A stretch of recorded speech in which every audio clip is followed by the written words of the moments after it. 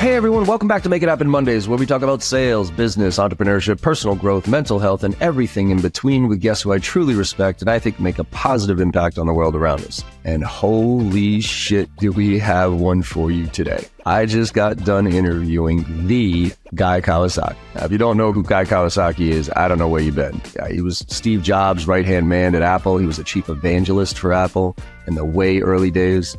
He wrote Rich Dad, Poor Dad. He's written 17 books. He's interviewed some of the most incredible people in the world. And somehow I landed him on my podcast here. So I did a lot of prep for this one. I mean, I looked at all his interviews. I read his book. His new book, Think Remarkable, is really what the interview was based on.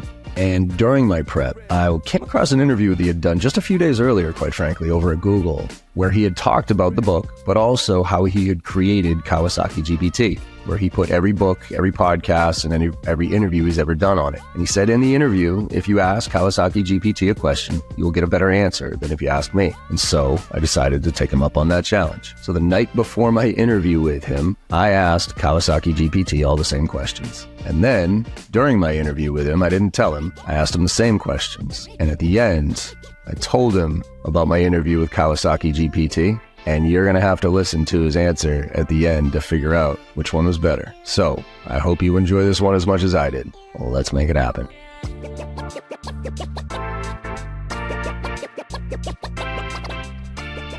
Yo. Hey, what's up, Guy? How you doing? I think we are ready to rock and roll. Ready to rock and roll. So how's your day going? I literally just got out of the water. So I was going to ask if did you get your surfing this morning? So if I appear or sound particularly enthusiastic, it's because it's the endorphins still. I love it. Still pumping through my blood. How close are you to the Hang 10? You said last time I heard you at Scott McGregor's, you were 4 feet away. So it was like 1 foot every 5 years. How close are you at this point? I'd say I got another 4 years to go. I have never progressed so slowly trying to do something in my life. No? Is this the biggest challenge thing that you've tried to figure out? Yeah, I mean, this is harder than dealing with Steve Jobs. That's a tall task. That's saying a lot. Trust me.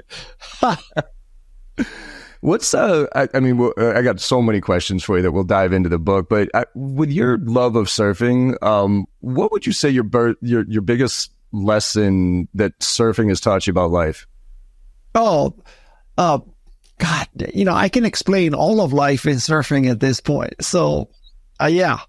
So first of all, the fact that I would take up surfing at 60 it's evidence of a growth mindset, because let's just say most people don't take up surfing at 60. I mean, I swear all of my peers their most active thing is changing the channel to Fox, and maybe they play golf once a year at the alumni tournament, right? But I'm surfing almost every day. So that's one life, but not one life, one lesson. But I'll give you some more. So 90% of surfing is sort of looking out to the ocean, looking out for the right wave. And that's kind of true of life. Like, is this the right job? Is this the right spouse? Is this the right startup? Is this the right product? Is this the right project?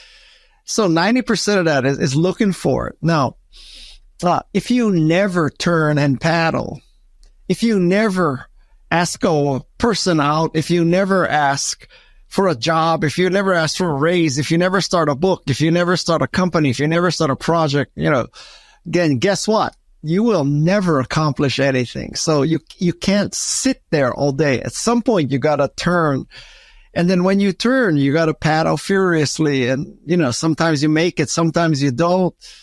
And sometimes you have made the wrong decision in surfing. You picked the wrong wave, you turned in the wrong direction, you turned at the wrong time. There's so many things that can go wrong.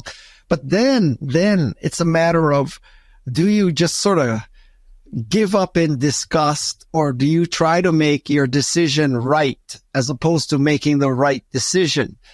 And those are the major lessons of surfing. I love it. I love it. So, and look, these are all things I wanted to unpack. I got so many questions, and just to Just to let you know, so I've always known about you, but I didn't know a lot about you until Scott McGregor had you on that talk, and then I read Think Remarkable, and then started diving into everything else. And the more I learn about you, the more I appreciate everything that you're doing, because this book about growth, grit, and grace, those characteristics that make up remarkable people, I wanted to back into those and pick apart each one and just ask you some very specific questions that I'm super curious about. All right, fire away.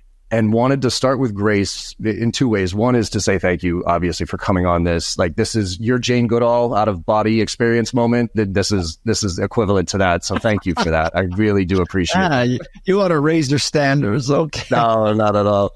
But the other one I wanted to thank you, and this was really what caught me when you were talking with Scott, was how the fact that you're an expert in assholes. And I say this because I've had this narrative in my head for a while that has really, really frustrated me about how it seems like you have to be a raging asshole to get to the pinnacle of success, right? Because that's what everybody gets glorified, the movies and the news and everything else. But you really reframed my thought process around this, which I genuinely appreciate, because I kind of looked at it as almost a binary thing, right? And Steve Jobs, I actually use as an example. I'm like, he did incredible things, but from everything I've read about him or saw, like, he's just seemed like a raging asshole. But you broke it down into 4 different types of assholes, right? There's the political suck-up, the controlling micromanager, the egocentric, and the mission-driven. Can we focus the difference on the egocentric asshole and the mission-driven asshole? And could you unpack that a little bit, please? An ego-driven asshole is all about self-glorification. It's me, myself, and I. It's me and my entourage. It's me and my personal assistant who has a personal assistant. It's me and my driver. It's me and my 25 people. And this is the glorification of this company is all about for me, right? Whereas I can honestly tell you, I don't think Steve Jobs was like that. Now, Steve Jobs was an asshole, but not that kind of asshole. He was an asshole who was driven by the mission of making the best computer possible and making people creative and productive. And if you got in the way of that vision, then he would run you over. There's no question he would run you over. In fact, that was a great motivation for me, that I wanted to avoid being run over. So that actually motivated me to do some of the best work of my life. Now, I think that,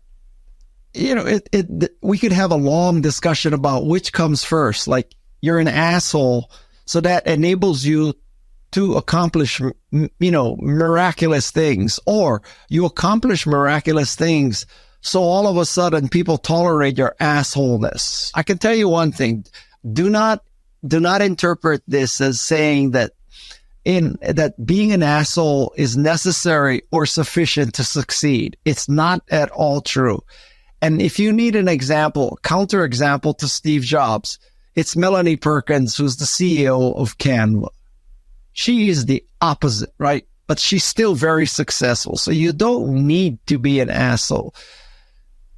Maybe in some cases it helps, or maybe you are successful so people put up with your bullshit. And so when people start putting up with your bullshit, there's no feedback mechanism. Well, or the feedback mechanism is flawed, right? So like, I'm so brilliant, I'm so successful, people put up my bullshit, I just keep giving them bullshit because, it doesn't matter because I am God, right?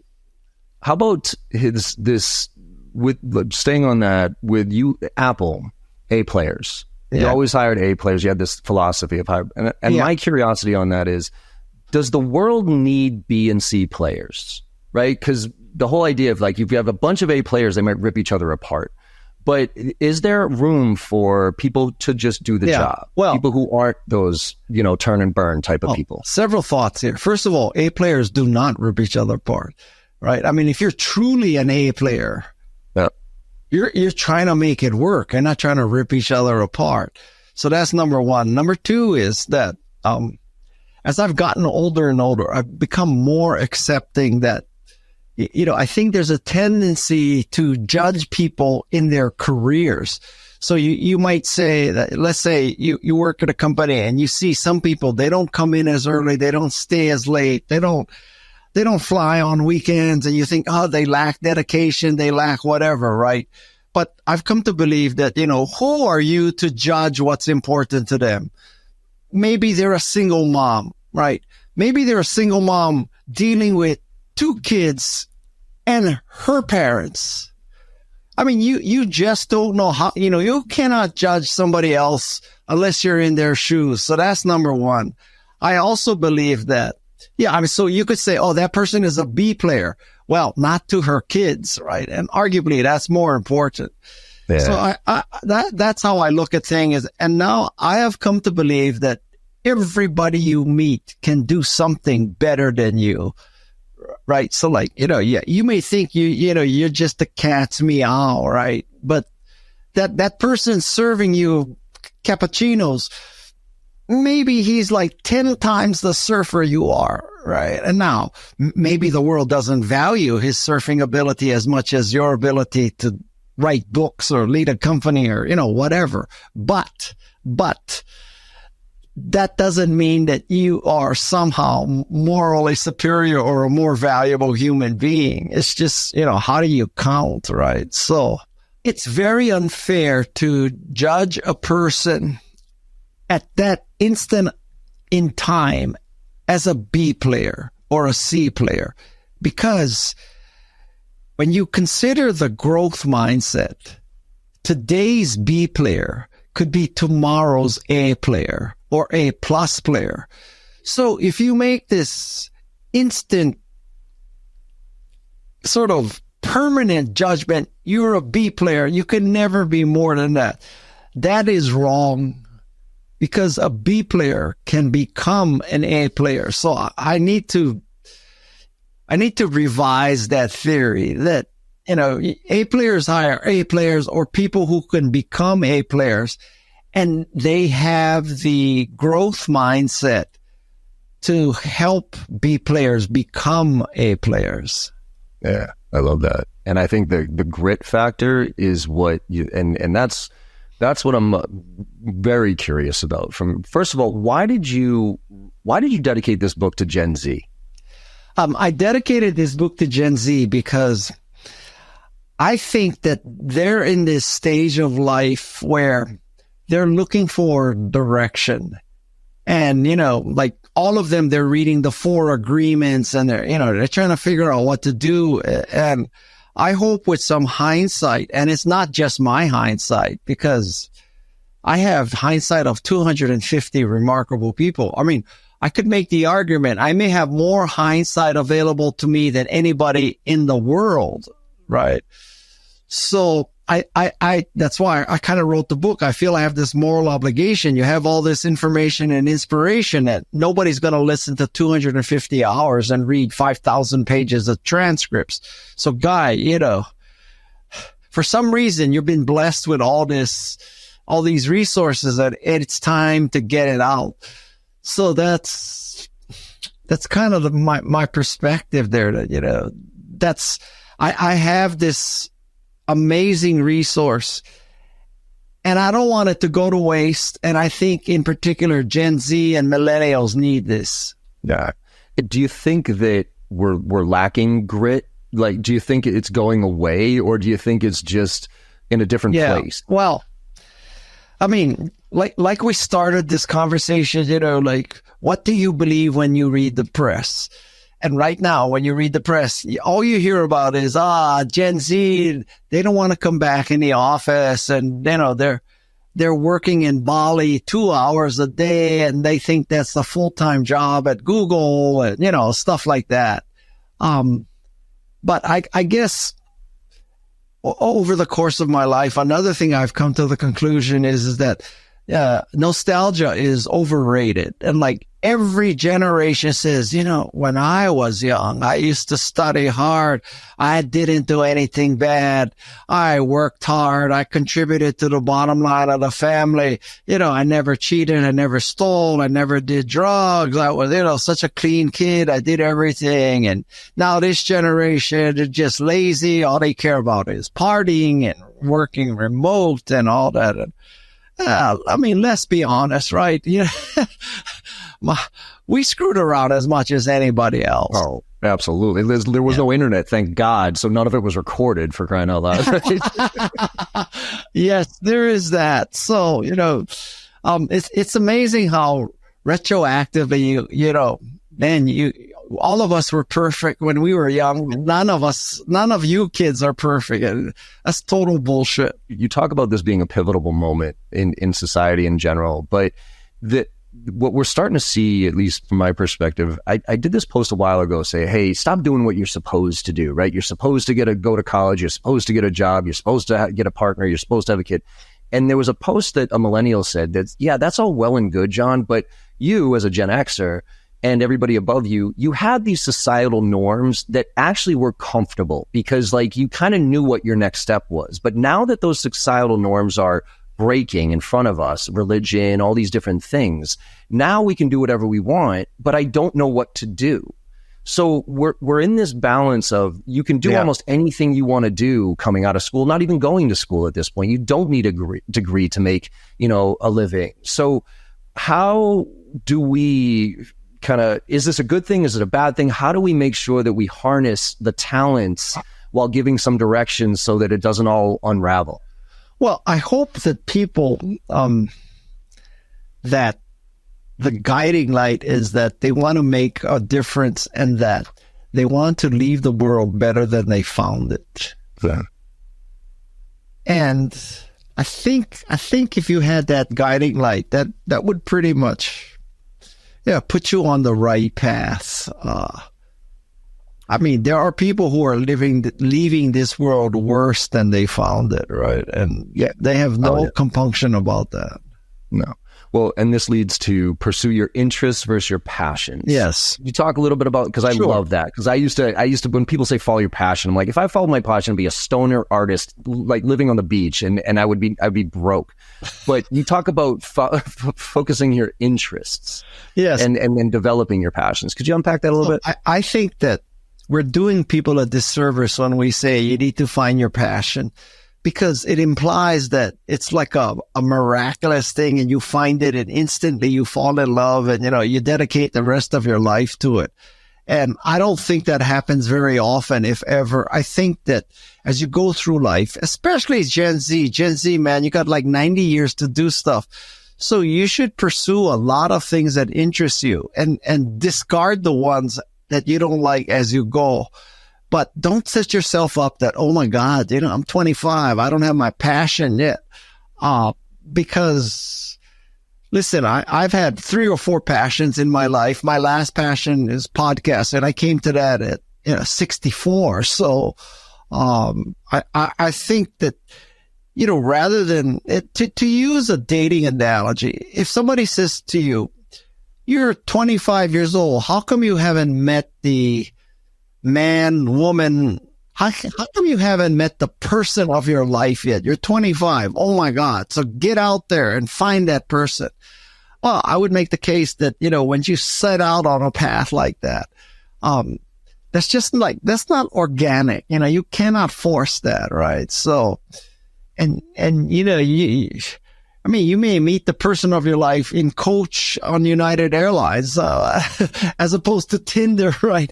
So you gotta chillax and do a lot of sampling.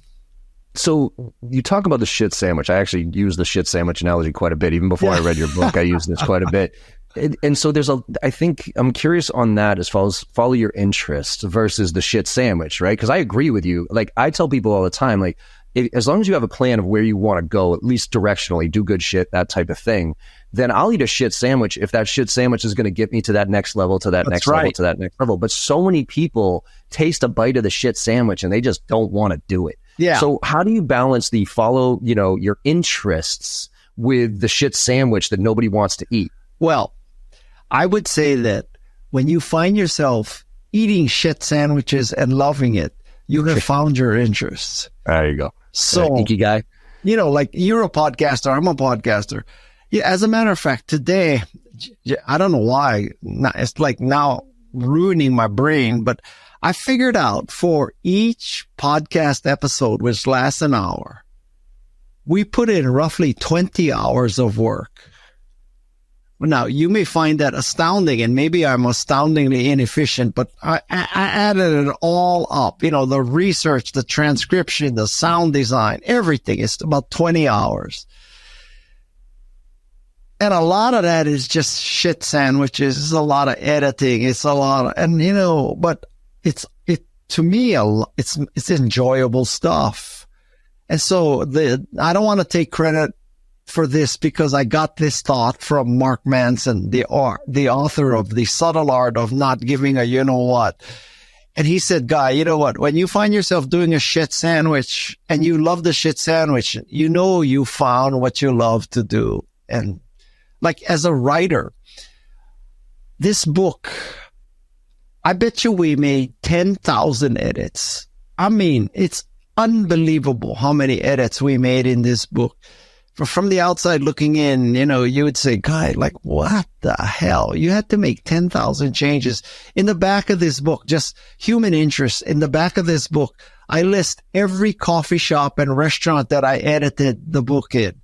And I swear there's about 60 or 70, right? Like, if in the year 2023, if you saw me in a coffee shop, I was editing this book.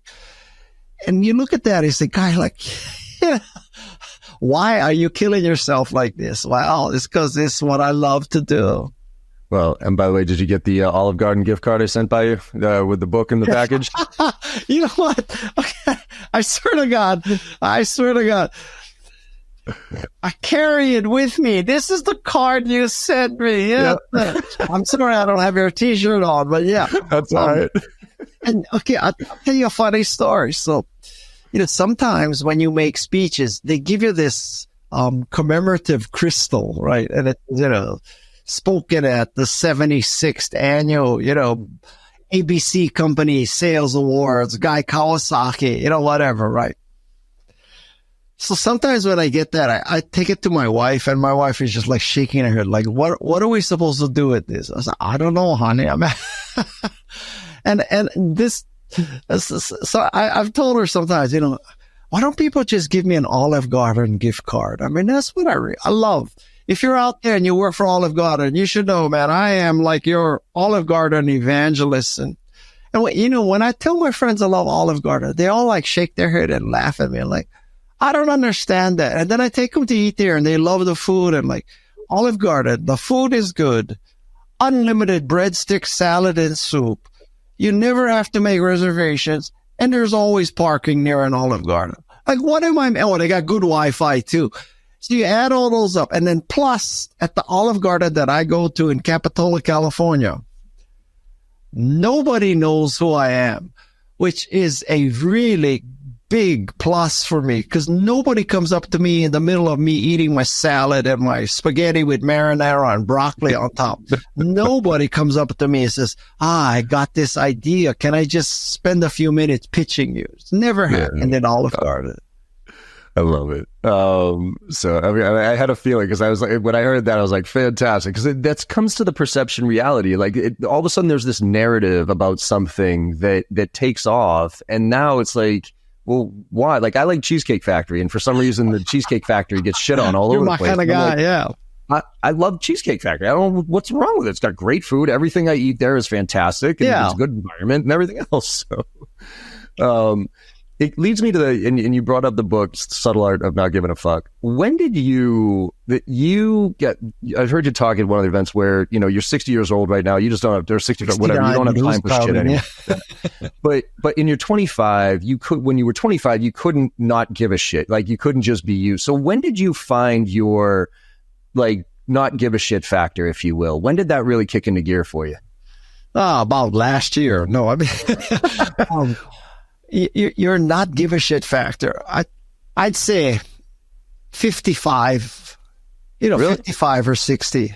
You push back on Bill. You like around 43 when you were at Apple, when that whole the ad campaign thing different. And you were like, screw you. Well, give me one of those copies. Like that takes a level of not giving a shit, right? You lost. You joke about losing a lot of stock.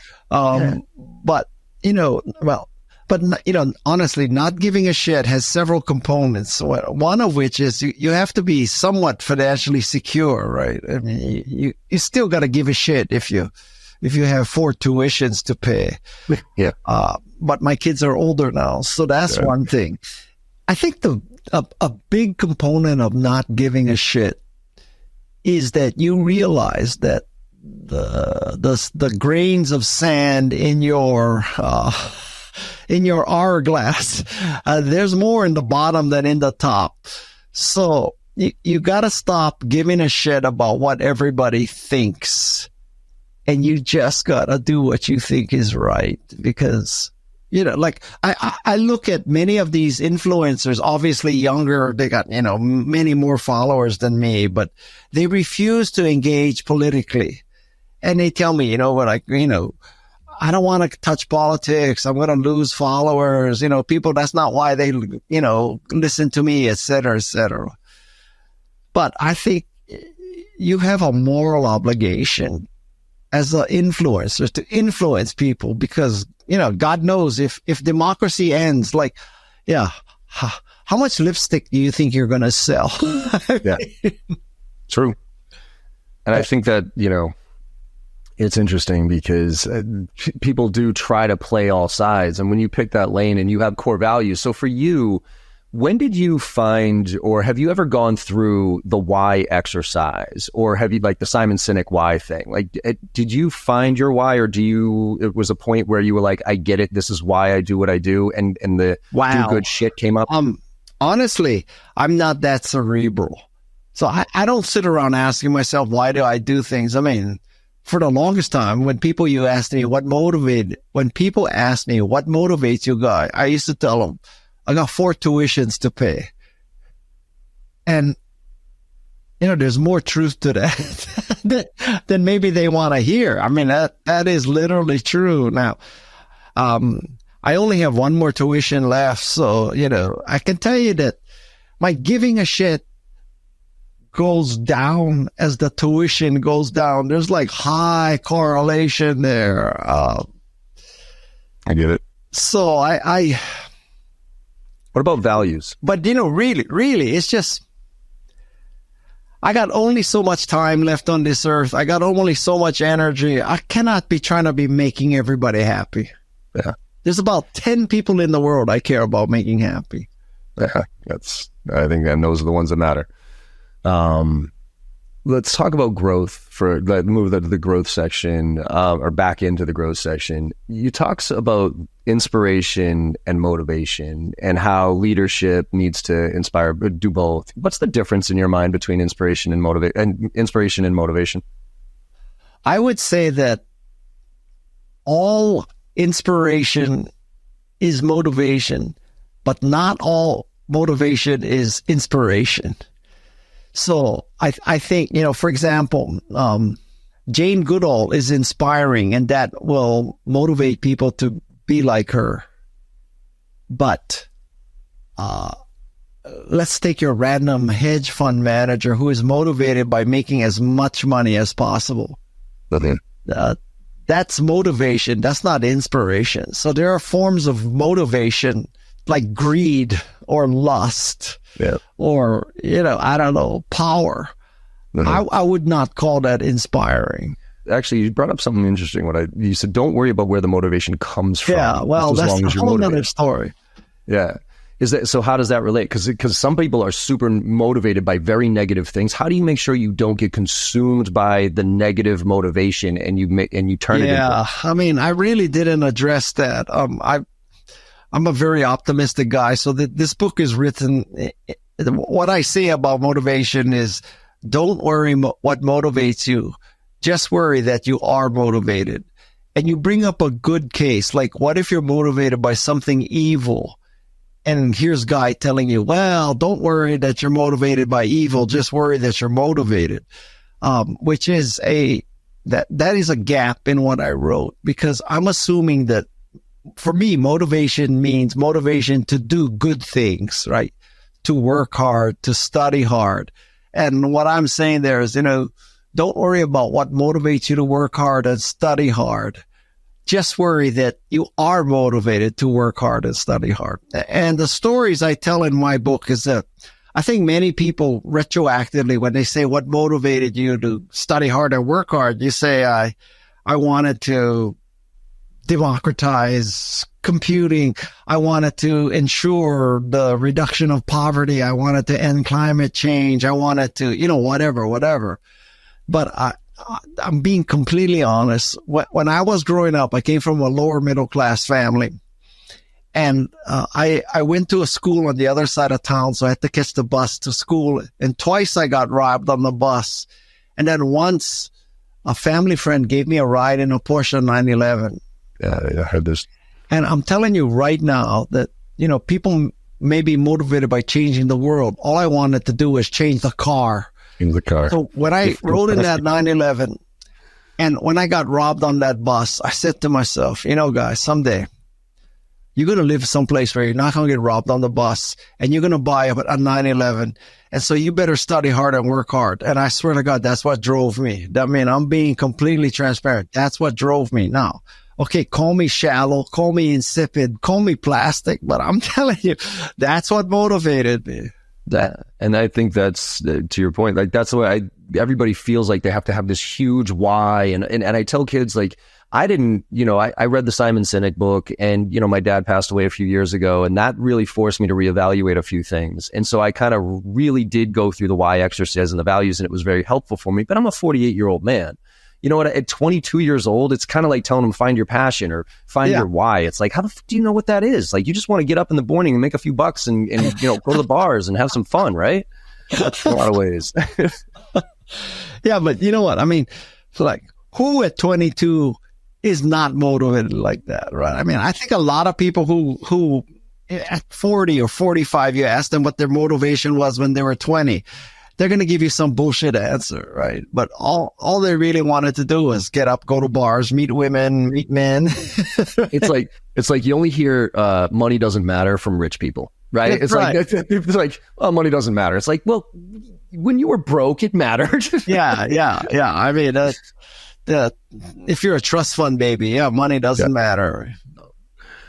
What about, so from a growth standpoint, people, coming up with products, design thinking, I think Apple almost defined what design thinking was, and you talk about backing into it. Can you help me rectify that with, or compare that to Henry Ford, who says, if I asked what the market was asking for, I would have made faster horses, or whatever he said there? Because you work like, what is the need, and back into that need, and I apply that to sales across the board. But then there's the innovators who are just like, I don't like, this is what we got to do. So how do we balance that? Well, I mean, I think the important realization is that there are multiple paths to success. So yes, you can be driven by the customer, but you could also be the customer and build what you want for yourself. So Wozniak was not driven by talking to people who said we need a personal computer. Wozniak was driven by wanting to build a computer for himself. So one way is to build the product you want to use and hope you're not the only nutcase that wants it. That has worked very well in tech. Another is, go and see what pain the customer's in, and, work backwards from the customer. That can work. So those two things are not at all the same, but they can both lead to success. So I guess what I'm saying is that there are multiple ways.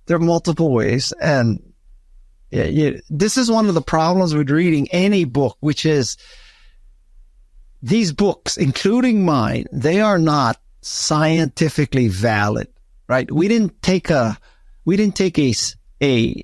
random sample of successful companies and score them on, how they came to their product. Actually, that would be an interesting exercise. all we know about is like, okay, Simon Sinek said this, and Elon Musk said this, and Steve Jobs said this, and Guy said this, Bill Gates said this, and so it's kind of like whoever you want to believe or whatever book you read last, that's what's on the top of your mind. And guilty as charged. I mean, that any business book writer who is truly honest will admit that they're not really scientifically valid. And even that the data that you see out there can be manipulated in about 15 different ways. Oh, so, yeah. Yeah. I love your idea of like what's missing, right? For every data set that you look at, like what's missing from that data set. We see all these people who don't have degrees that are super rich. It's like, but let's find out like the 500 other CEOs of Fortune 500 companies that have a degree. So with education, you are a huge proponent of education, obviously, and shout out to your teacher, Tudi Akau, right? Because you wouldn't be here without her, right? When you talk about hiring, you talk about focusing on skills versus education. So could you, with where education is going right now, and some universities are still charging absurd amounts of money for piece of shit degrees, what should a kid do right now in college? Is it worth pursuing an education and getting a formal degree? I think that going to college is one of the best things you could do to invest in your future. Don't get me wrong. So if you have the money and the means and the ability and the time, and, if you can do it, I strongly encourage everybody to go to college. I'm not one of these Peter Thiel kind of guys that says, don't go to college, just go straight from high school, build your dream. And I think going to college, it's 4 more years of exposure to the world, 4 more years of sampling that you would not get. It's years of meeting people you would have never met if you just got siloed in a job. If you can, go to all the foreign campuses, I didn't do any of this. So I think that's all true. Now, having said that sounds like, somebody who's really got a sense of entitlement. So what I'm saying is, yes, that I think is ideal. But if you don't have that situation, college is not the only way to get an education, is what I'm trying to say, right? And so the onus is on you to get educated. Yes. And so it could be, Google has free courses. It could be Khan Academy. It could be whatever. And I just hope on the other side of this equation that recruiters, they don't limit the pool of hiring to people only who have, quote unquote, the right degree and the right work experience. Because I'm telling you, there are a lot of people who may not have that degree and may not have that work experience, including me. My work experience was primarily in the jewelry manufacturing business, and I went to Apple. On paper, there's no way you should have hired me. So I'm telling you, they should look beyond that. And, the real question is, can this person do the job? Which is very different than, does this person have the right educational and work experience pedigree? And do they have the grit? I mean, that's the one thing I learned. Exactly. Before I worked with Jack Welsh, I asked him when I was 25 years old, a stupid question, effectively, because I had started my first company, and we were like, the first 20 of us were all in, and we were all super passionate, and like the 50th person we hired just didn't have it. And I asked a dumb question, Jack, how do you instill your passion on somebody else? And he was like, you can't, you idiot. But he didn't say that, but he was like, you have to hire it. I'm like, oh yeah, that makes a lot more sense. So the grit factor, what do you look for? Like, can you identify grit in an interview? Wow, that is a good question. I certainly think there's evidence of grit in people's lives, right? And I'll give you an example. So I think if you are hiring people and you see someone who was on a wrestling team in high school or college, I think you can be pretty confident that that person has grit, because if you're on a wrestling team, there is no more one-on-one achievement, one-on-one. It's all on you. That's number one. And number two, that if you are the best wrestler in the world, or in the NCAA, it's not like you're going to get a $20 million contract, right? So you know that this person is put up with all this stuff just because of the love of the sport or something like that. So I've had wrestlers who work for me, and I mean, that's a very rich vein. All you wrestlers listening out there, you say, oh, thank you, guy. You know, you're making it so much easier because you're telling me, you know, I have grit, and you didn't get the full ride, and you didn't get the payments under the table, and you didn't get the free cars, and you didn't get the, you know, the free meals and all that. You know, you didn't get your special dorm and all that. So Yep. Look for wrestlers. I love it. Let's finish up on this because I know we're coming up on time. You are a massive proponent of AI. Yeah, I mean, you've gone so far as to say that outside of women taking over the world because men have ruined it, that AI is the only thing that potentially might save us from ourselves as a society, right? And you use it a lot for your book. I did an interesting experiment last night. So I used Kawasaki GPT to have this conversation. Okay. So I interviewed you last night, and you had great, insightful answers for many of these questions. And I did ask Wait, today or last night? Last night. So when I got on Kawasaki GPT, and because I was thinking through the questions I wanted to ask you, right? And I was like, well, I want to see if these are decent questions. And so when I heard you speak at Google and you talked about Kawasaki GPT, I was like, holy shit, like this is perfect. I can practice now my interview with Guy. So I'm gonna send this back to you if you're interested. I'm gonna compare your real answers with oh my God. Right? But I can tell you what you're gonna find. Well, I think I know what you're going to say, but go for it. Kawasaki GPT is going to give you better answers than me. I really, truly believe that. So with that, okay, I mean, I've thoroughly enjoyed talking to you just because I love your vibe, I love your values and everything. But if any kid now moving forward can have like, if you put like an avatar to it, you know, I don't know if you saw Reid Hoffman, what he just did recently and how he interviewed himself. And it was like, you could not tell the difference. Where does that leave us from like, how can we make sure we retain the human element here moving forward with how fast this is moving? Well, I mean, in the case of Kawasaki GPT was force-fed by me with all my writing, my videos, you know, my speaking, all the transcripts of all the interviews that I did. So the data set came from me. It's not like all made up shit, right? So Kawasaki GPT, it really, I think it's, in a sense, it's a way for me to be immortal, scary as that might be. And so, I tell you something, you may find this absolutely, you know, jaw-dropping, drop the mic moment, but many times people ask me to write introductions or reviews or blurbs or guest essays, you know, for, shall I say, very famous publications. And I confess to you that step one, whenever anything like that happens, is I go to Kawasaki GPT and I ask myself the question. I swear to God, I ask myself the question. Yeah. And now I don't just copy and paste, but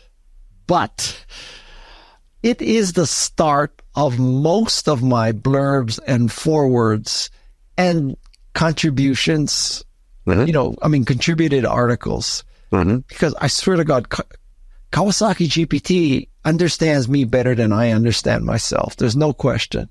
I was floored last night when I was just like, holy shit. Oh, this is absolutely. I could have surfed longer. Yes. But I think that's ultimately what I'm personally struggling with. You know, I met with Gary Vaynerchuk a little while ago, and I asked him, this was back in 2017, and I had seen an AI email written better than I could have written. And what he said still sticks with me to this day. He said, don't worry about the tech. You're not going to beat it. He goes, just be the last mile. Make sure that, like, let it do all the heavy lifting, but right before you hit send, right before you do whatever, don't just cut paste. Make sure you humanize it, because as long as there's a human on the other end of that, there's that connection that needs to be made. And I'm wondering if kind of that's what your kind of philosophy is and how you're leveraging this and where you see it going. Well, Okay, don't get me wrong. I bet you if you took the amount of time, if I wrote it from scratch versus starting with Kawasaki GPT and editing, I bet you I don't save that much time. Right. Yeah. But it sure is a lot less mentally taxing to get a really good first draft from Kawasaki GPT. And I would assume that, LLMs will soon be able to kind of fake personalization. Yeah. I mean, it can't be that hard to be like Guy. If you look at Guy, you say, well, he put it, you should ask, I wonder if you ask Kawasaki GPT, write a response like Guy. Be sure you emphasize that you don't give a shit anymore and you're just telling it like it is. I bet you ChatGPT or Kawasaki GPT could do that today. But you know what's amazing to me? I just interviewed Leslie Valiant, and he's this like super duper AI guy. Like, he's the computer science, large language model, learning guru of the world. And, he said, Guy, you just need to remember that when Kawasaki GPT or ChatGPT is making an answer, it's based on data, and it's just putting up syllable after syllable. It's not really, thinking in the way that a human thinks, but I gotta tell you, man, I have asked ChatGPT questions that it just floors me with the answer. And you're telling me, that's just data, putting in syllable after syllable based on probability. Like, I refuse to believe that. I mean, it's just, to me, so sentient. And I challenge you, are you listening out there? So I want you to go to ChatGPT and I want you to ask it the question, should we teach the history of slavery in America to students? And you look at the answer ChatGPT gives you, and then you ask, well, what about white people who are going to feel like, they're going to be ashamed or they're going to be traumatically affected by this? And ChatGPT is going to give you an answer about, well, kind of like, yeah, that could happen, but the upside of teaching slavery so much exceeds the downside. And when you read the answer, you're going to think, I just had a conversation with somebody who's really wise. You're not going to think, syllable by syllable, it's just data. No way. No, and that's what I find so fascinating about what's happening right now. Like you say that this is bigger than the internet, this is bigger than the PC, this is bigger than the iPhone, and I agree with you. I think this is this is a force multiplier where hockey stick learning on top of itself. So we don't know where this is going to go, but you got to be along for the ride, right? Turn and what is it? What do you do on a surfboard? You turn and burn. Turn and burn on it, right? And make your decision right. Yep, make your decision right. Well, Guy, this has been an absolute pleasure. Thank you. And you know what? You got me thinking about Olive Garden. I think I'm going to go take my gift card. I swear to God, I'm going to go to gift card right now. I'm going to go eat at Olive Garden. Thank you, my friend. And look, is there anything besides buying the book? Is there anything you want to tell the audience on the way out the door? Well, actually, you know what? I'm going to send you a link to an online Canva course that is How to Be Remarkable. So it's free and online. It's for people who don't have the book, don't want to buy the book, don't want to read a book. This is an online course about how to be remarkable. So that, I'm always trying to help. I love it. I will put that in the show notes and make sure that everybody Yes, thank you. Thank you all very much. Hopefully you all enjoyed this as much as I did on this one. And like I say all the time at the end of all these podcasts, especially this one, go out there and make somebody smile today, because no matter how bad your day went or you think it's going, you make somebody smile today, you know you had a good day, and the world needs a lot more of that right now. So thank you all very much, and I will see you on the other side. Hey everyone, I hope you enjoyed that conversation as much as I did. With your support and our incredible guests, we're one of the top sales podcasts out there right now, and I can't thank you enough. Now, to keep the momentum going, it would mean the world to me if you could go and leave a 5-star review on your favorite podcast platform and share some of your favorite episodes with your network. Also, I am super excited to be launching my new newsletter, where I'll be sharing everything I know and everything I'm learning along the way while I'm out there selling every day just like you. Go to jbarrows.com/newsletter to sign up today. Let's all level up and make this happen together.